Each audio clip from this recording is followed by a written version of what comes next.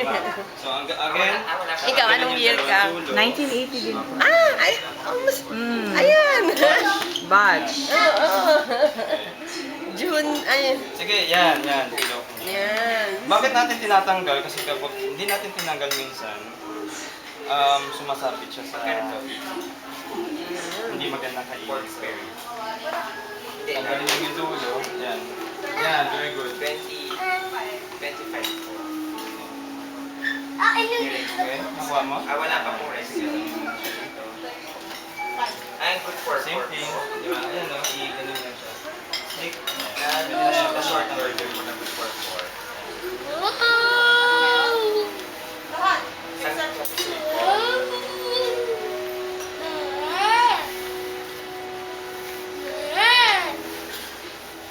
Okay? And then where's my Pork knife? na pinakamalaki. Pork asado po. Okay, promote ko ah. We are using Berghoff. Berghoff is a knife from Belgium. Actually, Berghoff is a brand from Belgium. So, ako ang nakuwang endorser ng Berghoff. So, Artista na talaga.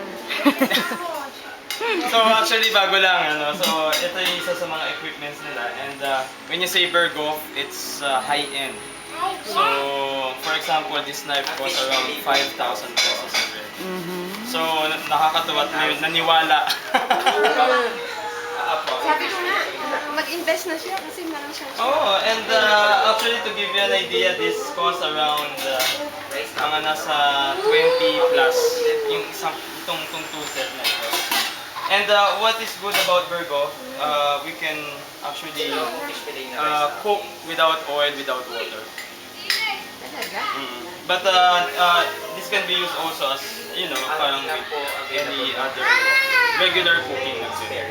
But yung kanilang mga cookwares are designed to cook with less oil, with no oil and water. So you can cook the chicken without oil? Yeah, but on this on our dish kasi recipe kasi it requires frying.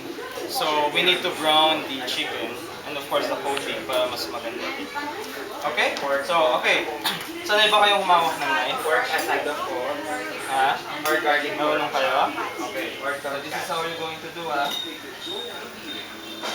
Yeah.